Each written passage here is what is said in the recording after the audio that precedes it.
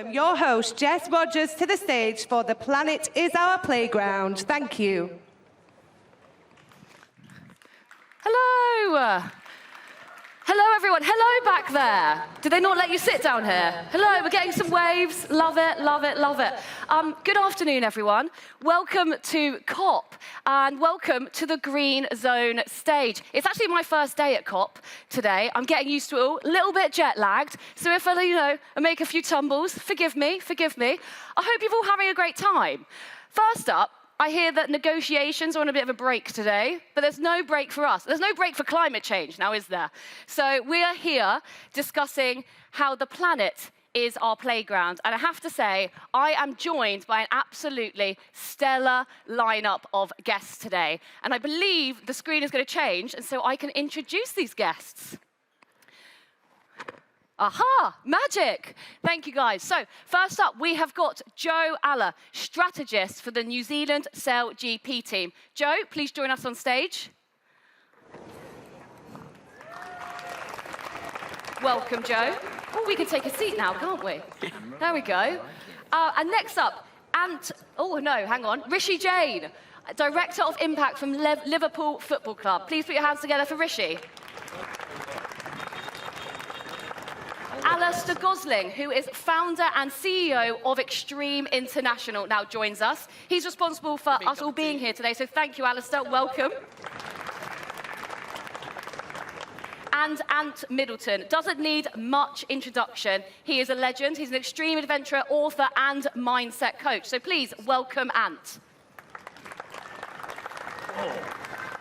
Hello, hello. Goodness me, it is quite warm. I'm a squinter, so forgive that. Hands up, who knows? But we will absolutely be getting through this. And Alice Powell, we hope, will be joining us very soon. She's running a bit late. Ironic, considering that she's a motorsport driver, I know. Well, to kick things off, welcome, all of you. Welcome to Dubai.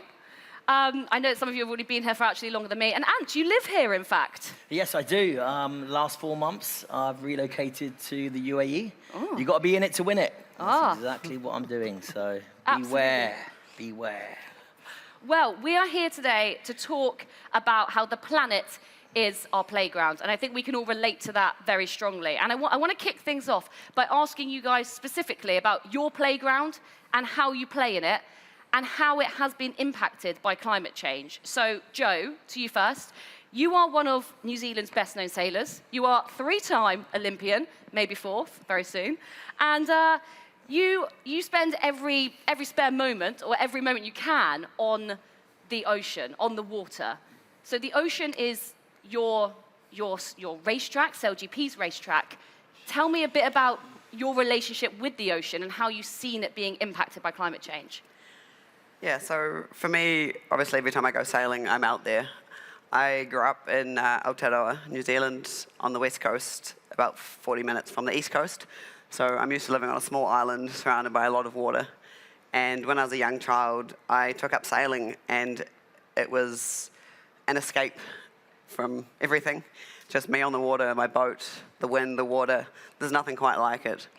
It's a way of connecting with nature in a way that I haven't found any other way. And I guess as a sailor, you see through your own eyes how things are changing, just in terms of weather patterns, of the biodiversity, the creatures that I see out sailing, or that I used to see that I don't see anymore. So it's an area that hits pretty close to home, because I'm there every day. It's what I love. It's right in front of you, isn't it? Exactly. Ant, the world, we could say, is your playground. You've done all sorts. You've climbed a few mountains, Everest, not to name any, but K2. You've been about, right? You've been to the most extreme places on Earth. Yeah, I'm a jack of all trades, master of none. And unlike Joe, who thrives on the water, I do quite a lot of sailing, but I survive on the water. So it's a bit different. But yeah, I'm a mountaineer. I've scaled and summited both Everest and K2. But I get around everywhere. I love the jungle. I spent a lot of time in the jungle, and obviously the devastations of the jungle, doesn't need to be introduced, with the jungle and the terrain being teared down. But I just like to be out and about. I like the connection with nature.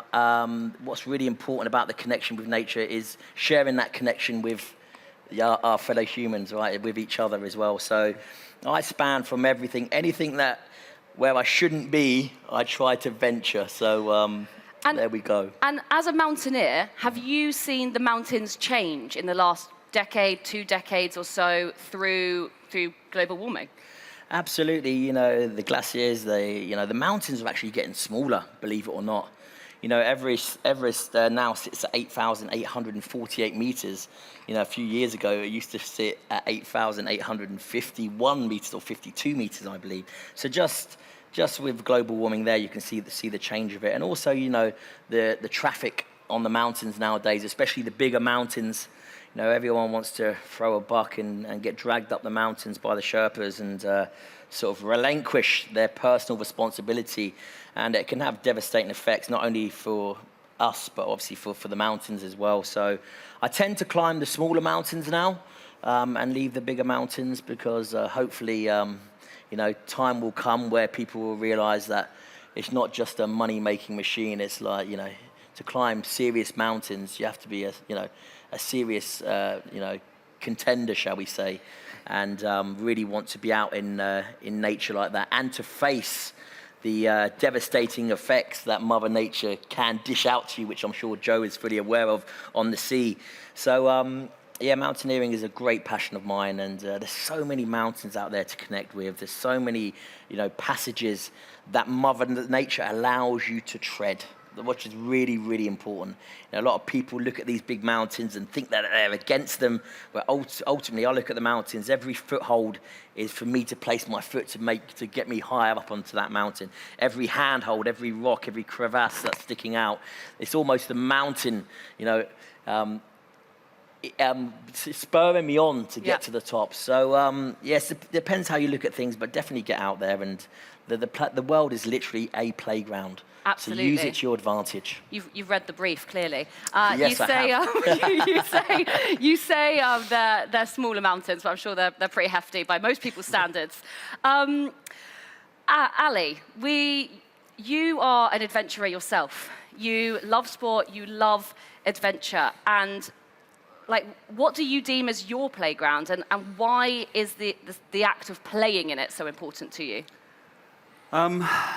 Look, I think I've been lucky enough I built an adventure sports business, and then lucky enough to, whether it's ski or surf or sail, from all over the world. And from my perspective, and the reason, actually we launched the Extreme Hangout was really because we wanted to do something and give back because of the impact that we're seeing, whether it's on the glaciers, whether it's in the mountains, whether it's on the oceans, or actually, even in the cities are getting hotter, from a global perspective. And so actually we just felt, compelled to kind of do something and get out there and make a difference. And I think, listen, if you look at sport overall in terms of from an impact perspective, it's the biggest thing that we can possibly do overall. 100%. And speaking about the playgrounds that our sports are based, Rishi, football, you can't get more kind of earthy than the grass that you play football in, hey? For sure, and I think obviously we benefit from one of the best football pitches in the world at Anfield, and that's great, but actually it's probably the more relevant answer to this is where the game grows up, and it's grassroots, and you see more and more now young people being unable to play the game that they love, the world's game, country's game, and actually that's where all of our players came from. They play at the highest level now, but actually they started in streets, on muddy pitches, which some of them aren't even there anymore. And I suppose that's the challenge that we have. So when we talk about our playground, yes, you've got this incredible carpet that is Anfield, which you will never get your garden lawn to look like that. I believe you have tried. But actually, it's more about the impact that we can have around sort of global communities as well. 100%. And we're going to get into the meat of that in a second. And just say, I didn't actually introduce myself, but hi, everyone. I'm Jess.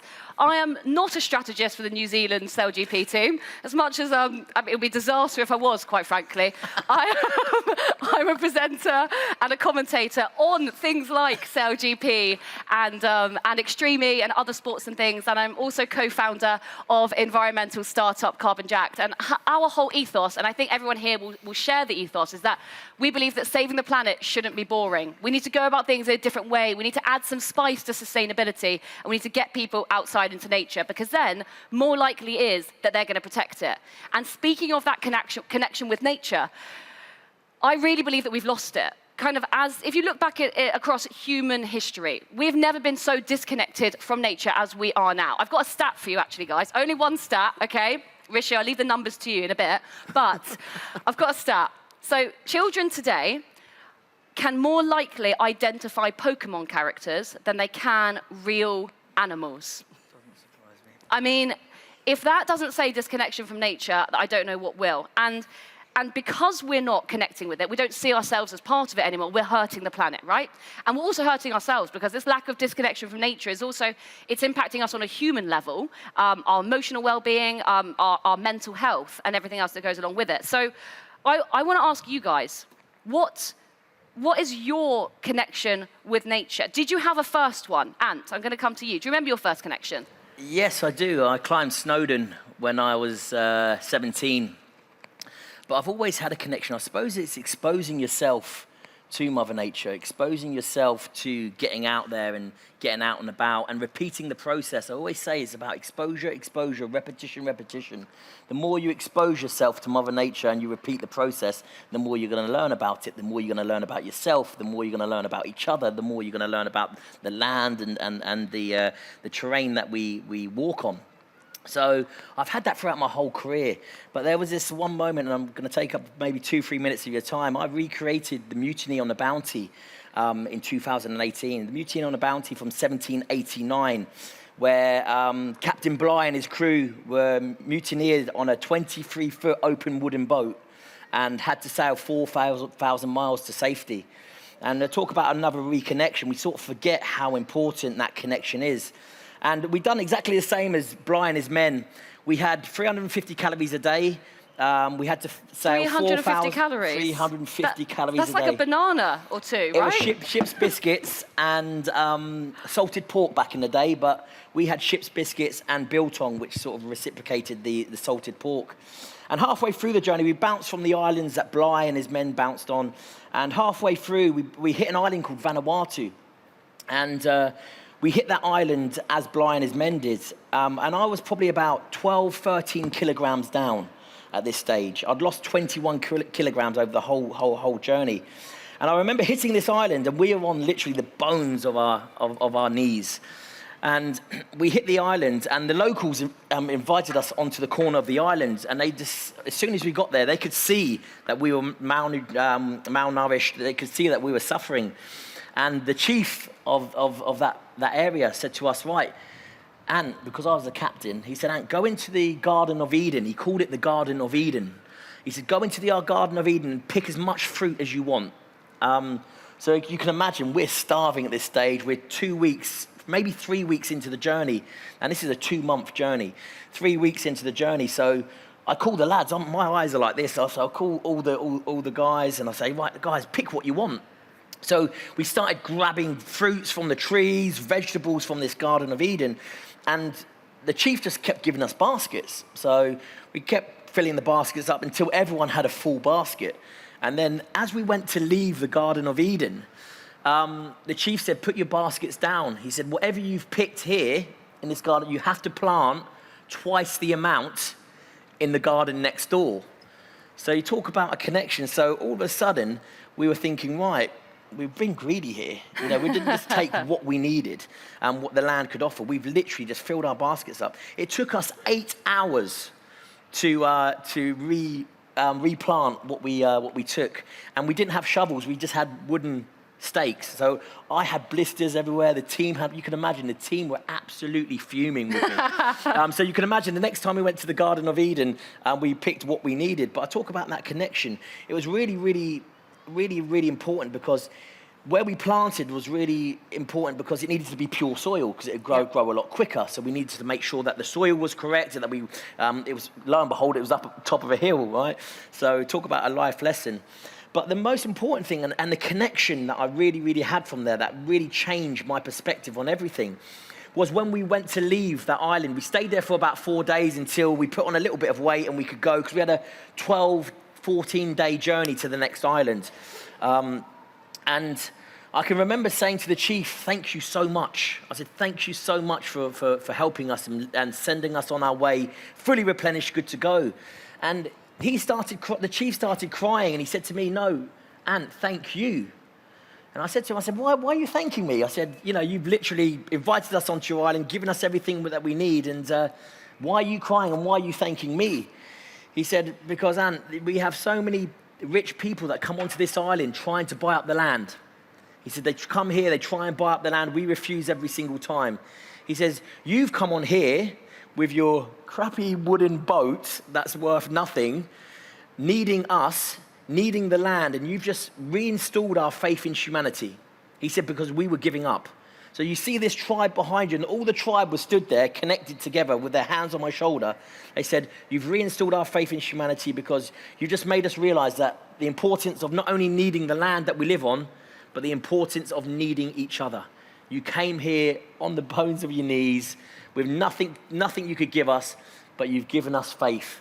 And that was just such a light bulb moment in my head, not only planting and needing the land, but needing each other. And when you connect the two together, the land, which is super important because it provides everything that we need, with us, the energy sources that we bounce off and that we get that motivation from, it's a win-win combination. And for me, talk about that reconnection, that was back in 2018, and that's lasted me up to now, until I find my next connection, shall we say. So it's a bit of a long-winded story, but it's a super, super important moment in my life that I think is really important. No, it sounds super profound, and also I think we all consume too much, right? And I think it's just so important that we know where that food comes from, and to have to supply it double back. But quite hard to follow that. But welcome, Alice Powell, British motorsport racing driver. Can we get a round of applause for Alice, please? Yeah, Thank you. Sorry I'm a bit late. It's quite a far walk from the blue zone. But there we go. It? Burnt off some calories. Not at all. Well, just to give a little bit of introduction to Alice, in 2010, at the age of 17, you were the youngest racer and first woman to win a Formula Renault championship in motorsports. And you're unbelievable on the track, clearly. But I want to ask you, I'm going to throw you straight in there, what about your connection with nature? How do you connect with it? I mean, I've got a dog, a 1-year-old lab, and I've certainly connect with nature that way and going for long walks, but in connecting it to my sport. So I'm not sure if anyone watches Formula E or has an understanding of Formula E, but it's an all-electric motor racing series. So they are going into their 10th season this season, and I am the simulator and development driver for Envision Racing, so the team that won the team's championship last year, so that was a really big achievement. All electric, as I've said, and I guess that is my real proper, apart from walking my dog, of course, which I really, really enjoy, is my proper real connection to nature. And in terms of developing the batteries and the development of the technology that we will eventually take onto, or are still taking onto our roads, because of course all cars eventually will be electric at some stage. Yep. And just a good example is Formula E. Probably 4 or 5 seasons ago, we're having to, the batteries weren't lasting the entire race, so we had to swap cars. So you'd have two cars come in, you'd swap and go on to your second car, essentially. Whereas now, the batteries last the whole race. Of course, there's battery management, etc., that goes on, but each season that takes place in Formula E, the development of the batteries and the technology is increasing, that you don't have to do as much sort of energy saving as such, which actually it plays a huge part in the races and what essentially makes Formula E so exciting as well. So it's slightly different to planting and getting food, but I think that the batteries play a huge part in the development of motorsport. And actually, when people think of motorsport, they think, well, look at all this, how unhealthy it is for the environment. But actually, Formula E is so sustainable, and like I said, with the batteries that we have in the cars now and the technology, we are taking that across to the roads, like Jaguar, Audi, Porsche, all these kind of manufacturers really are using Formula E to make their cars better and more sustainable with the batteries on the road. 100%. Formula E, sorry, I've been to Formula E, and what I loved about it was the noise pollution.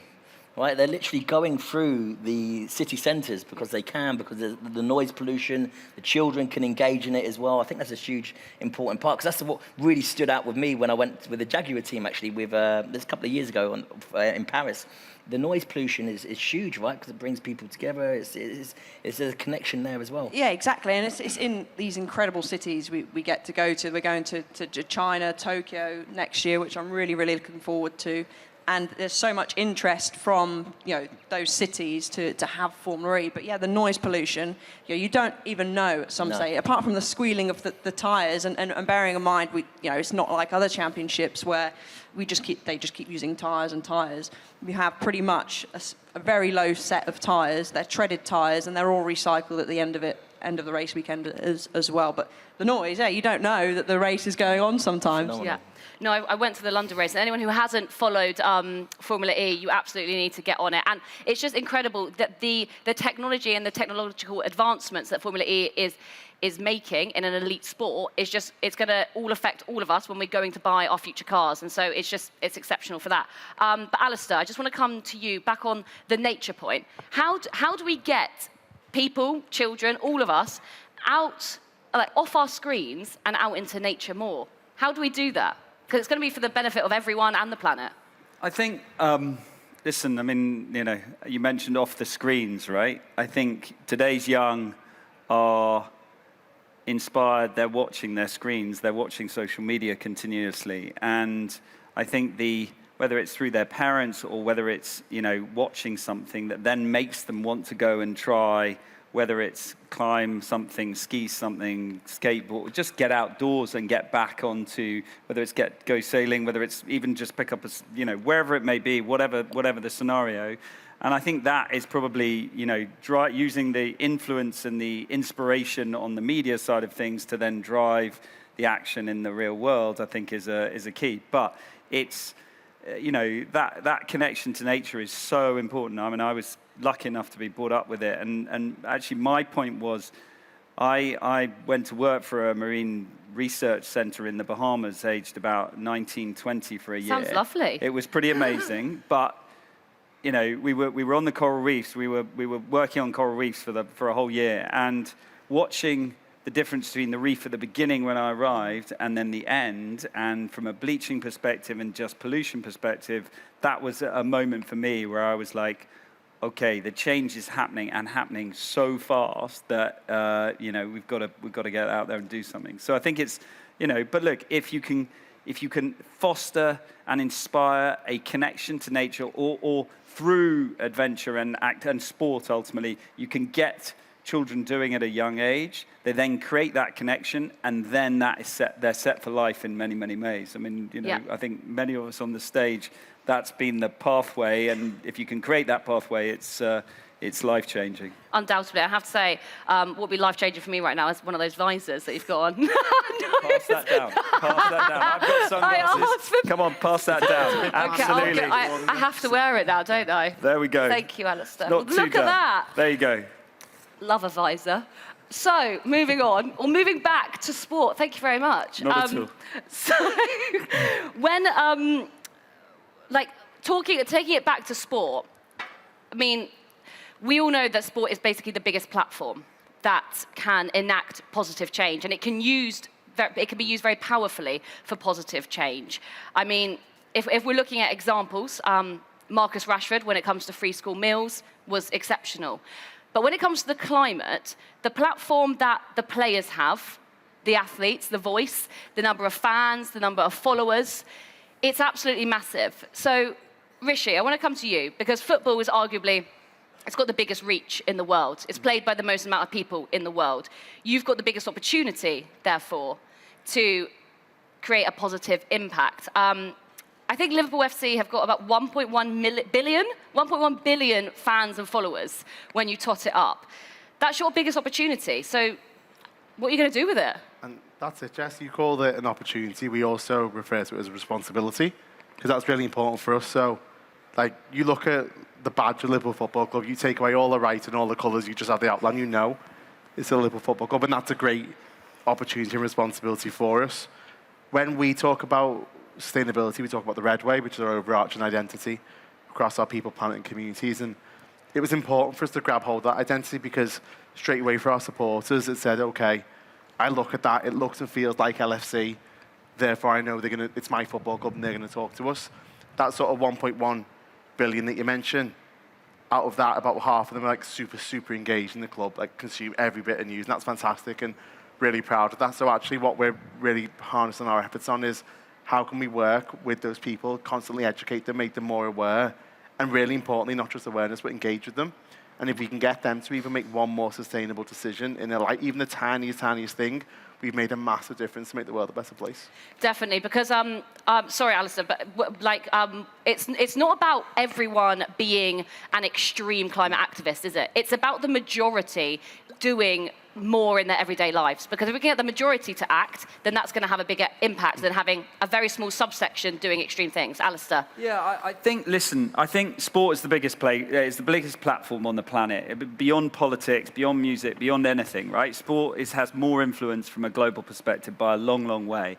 And I think that there are, obviously, the athletes on the planet are, they're playing in the playground, as we're talking about.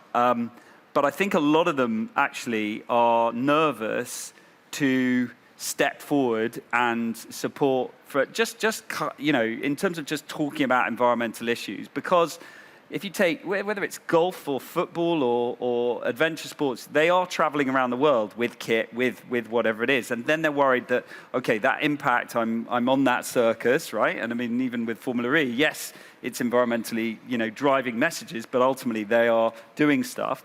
And I think if we can get even a small percent or a greater percentage of the world's athletes who are behind this situation that we're facing from a planetary perspective environmentally, then and not being worried, yes, there might be a little bit of backlash around, yeah, okay, well, you're doing this or that or whatever activity it is. But if you compare that against the oil industry or whatever else, then it's minimal, right? And that could have the biggest difference in terms of mass population in the world, in terms of actually, driving an impact here and the small changes that needs to happen to achieve what needs to be achieved. I think just to jump please. in on that, it's a really interesting point, Alistair makes, because what we feel is that, and this is probably a more societal issue, is that organisations, they hold off, don't they, reporting, till we talk about it during the prep call where it's like super squeaky clean, and that's one thing we've really tried to sort of lean into. So when we launched our Red Ray report last year, we were super open about our targets, our KPIs. We talked about actually where we weren't hitting the mark and actually opened the doors a little bit to say, could do a bit of help here if we need. And actually we've seen that pay off massively for us now because we've been open, we've been transparent. If someone wants a copy of our strategy, we're like, it's online, take it. I'd also recommend people having a look at the Red Way online. It's good. How you good. implement it is a different matter. But actually, it's all there because we're a completely open book about it. But we'd like to think and hope that more people can be like that. And that's not me sitting on the stage saying, look how great we are. Far from it. You'll see the report. You'll see the work that we need to do. But actually, we just hope that people can be a bit more open and honest because we'll see that cross sports, cross football club, a lot of us will have the same challenges. Yeah, 100%. And if we can come together to actually address them as a collective, we might make a big difference. Oh, I mean, and the power that the Premier League on its own could be absolutely massive. Alice, I want to come to you quickly on this point, because motorsport, even including Formula E, but motorsport as a genre, doesn't exactly shout eco, does it, or environmentally friendly out there. So, but there's a huge opportunity with the names, the athletes, the celebrity that goes along with motorsport. There is. I mean, like I said, Formula E is very sustainable with the electric side of things, but talking just about sort of football clubs and the Premier League and stuff, but athletes have such a powerful voice as well. I used to play football as a kid. I played all sports, but there's a footballer that had certain boots. You'd go and as a kid, you'd want to buy the boots that they're wearing, and have that sort of, you'd copy them in a sense. So if they're seen to be doing more on social media, as much as I have no idea what to post on social media these days, it's so powerful. Yeah. It's such a powerful tool, and using that tool Lewis Hamilton, talking of motorsport as well, you know, how now he's doing his bit. He's gone vegan and he's got an Extreme E team. He's got Extreme E, exactly, took the words right out of my mouth. He's got his Extreme E team. So even someone like Lewis, of course, is racing in Formula One. Okay, it's not Formula E, it's not electric, but he's still trying to do his part, and he's drawn so many people to Extreme E, which is, for those that don't know, it's another electric championship, not single-seaters. They're, you could say, describe them as sort of Off-road, buggies. Off-road buggies that race all over the world, produce, again, some great racing. So he's having such a big impact there as well. So I think it's not just down to the organisations and the championship and the clubs, but also the players and the athletes as well. Definitely. And kind of coming back to your point earlier, Rishi, that, you know, you've published things around sustainability. A lot of sports and football clubs haven't yet. And I mean, sport is quite behind when it comes to sustainability. And it's a bit of a frightening thing to say. I know we're up here talking about playing and sport, but sport is behind. And it should have maybe taken action earlier. It should have taken action earlier, but we are where we are. And other than influence, there's a lot that can be done and is already being done. Joe, I want to come to you and SailGP. For those who don't know, SailGP, obviously, International Sailing Series. And you have something ingenious called the Impact League, which basically measures teams' sustainability credentials and actions, as well as measuring you kind of on the water in your performance. Can you tell us a bit more about the Impact League and the impact it's having, shall we say? Yes, I guess I think we're lucky as a sport and as a league that it's a new league. We're in season 4 now, and it was started, I think, with the intentions of being more than just a racing series, in terms of even around measuring carbon footprints from day one and having, you know, quite clear targets of being, I think, naturally, by 2025, using only natural energy. Powered by nature. Powered by nature on and clean off energy. the water. Yeah. So, 2 years to go. Yeah. I'm sure, hopefully we'll make it. I think we're reporting the same things. Hopefully it'll be good. But the Impact League is, I guess, our podium for the planet. You know, it runs alongside the racing. For our team especially, it means a huge amount. I think our team was founded with the connection with Live Ocean, which is a marine conservation charity which drives action for a healthy ocean. Obviously, the ocean is what matters to us. And through the Impact League, we use the winnings from the Impact League, which we actually won the first edition. You did? Congrats. And we were second last year. We've got to try to step it up again this year. But we're able to put that money, which was $330,000 New Zealand dollars, just straight back into Live Ocean, into kelp restoration projects and blue carbon and kelp research. So it's a direct payback. Obviously, I know within sport, there's so much money out there. We can all do a whole lot better. But in terms of how we can drive, you know, direct action, that's not just, you know, all of us expressing how we feel about things. I think as a sport, we also have the responsibility to divert some of that money to, like, directly to aspects that will make a difference. Definitely, and SailGP have really ingrained it within the sport itself. I mean, do you think other sports are going to take note? Are they going to implement something like the Impact League, and should they? I mean, I guess that's what we hope.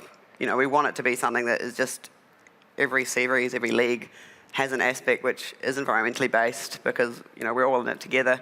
And I think it's a great way to get athletes, especially, we're all competitive. Like, you give us a target, we want to win it. Exactly. So as long as it's a competition. Yeah, because maybe push. some people, well, of course, some athletes within SailGP wouldn't have cared about their food waste or if they were eating meat so much or the energy they were using, but they would have been educated throughout this. And as you make it a competition, suddenly people are a bit more, you know, inspired to get on the bandwagon, aren't they? And I think when we talk about athletes using their voices, we know how powerful it is, but often as an athlete, you're so single-minded, you know, in your focus that you're not aware enough.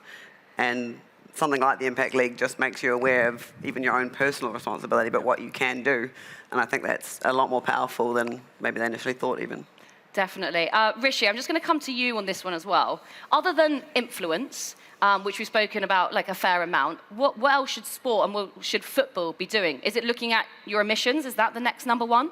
Yeah, I think for us, like, we've been really open about our emissions. Like, again, we've done it. It's out there. Read it. Some of it's great to read. Some of it isn't so great to read. But that's it. As Joe says, like, the more successful we are on the pitch, physically, the more places we need to be in.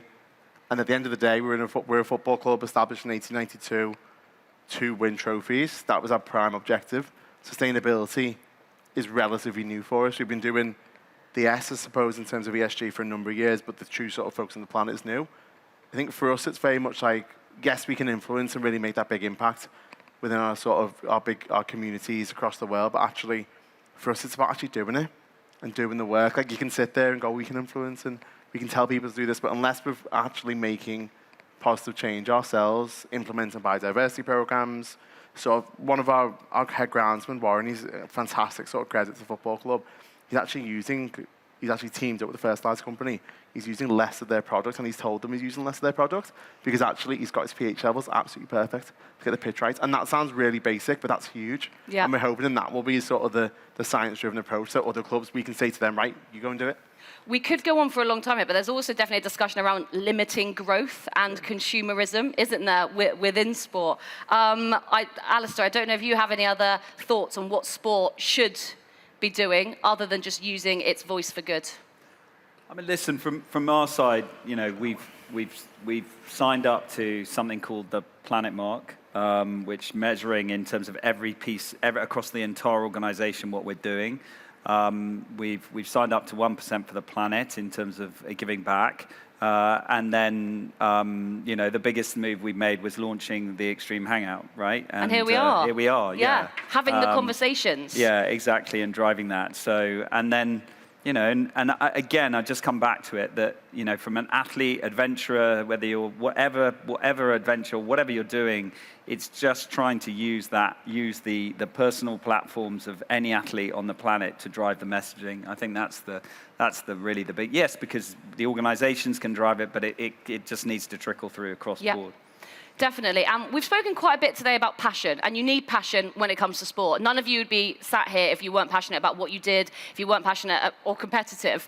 And with Extreme International, which you set up, Alistair, and Extreme Hangout, it is about people finding their passion.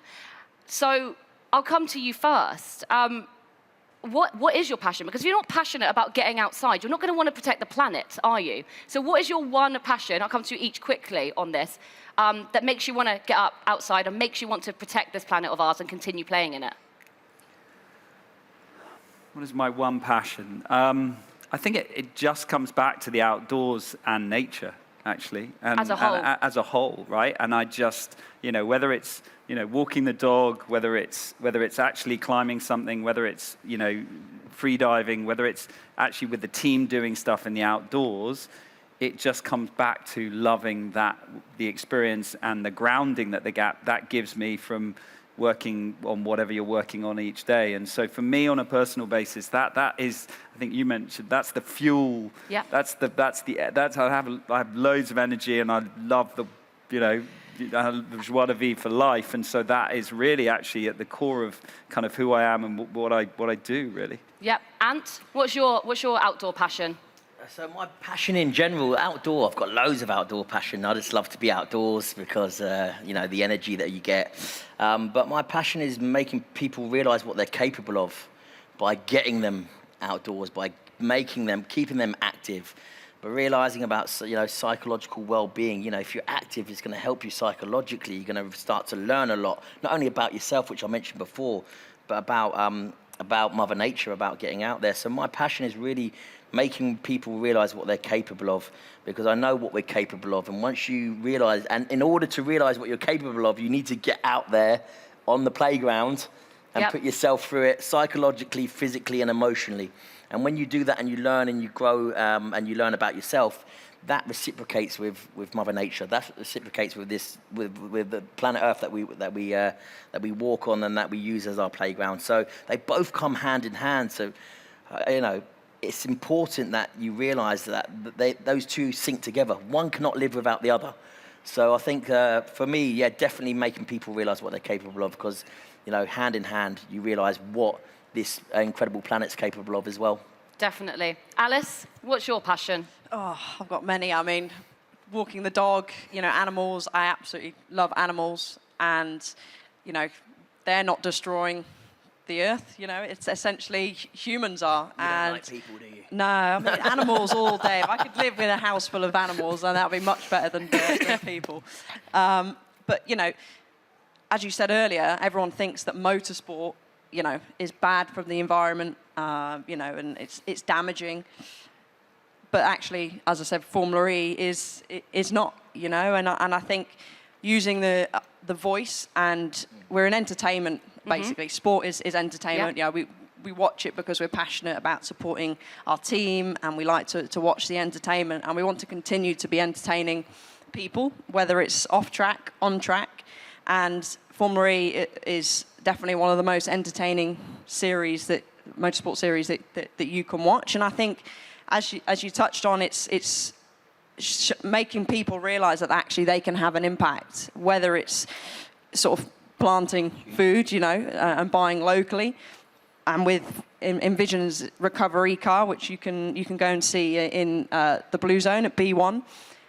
That car is made out from entirely recycled electronic It's incredible, waste. actually. Whether Yeah, I've we've seen got it. vapes, you know, the front wing is made up of vapes. You've got old MacBooks, you've got old PCs. There's so many different things that make that car, and it's all from old electronic waste. And actually, I was one of those that didn't realise that how fairly easy it is to sort of go to, you know, find a local recycling centre and literally take your old phone. I've got so many old phones lying around that I'm never going to use again.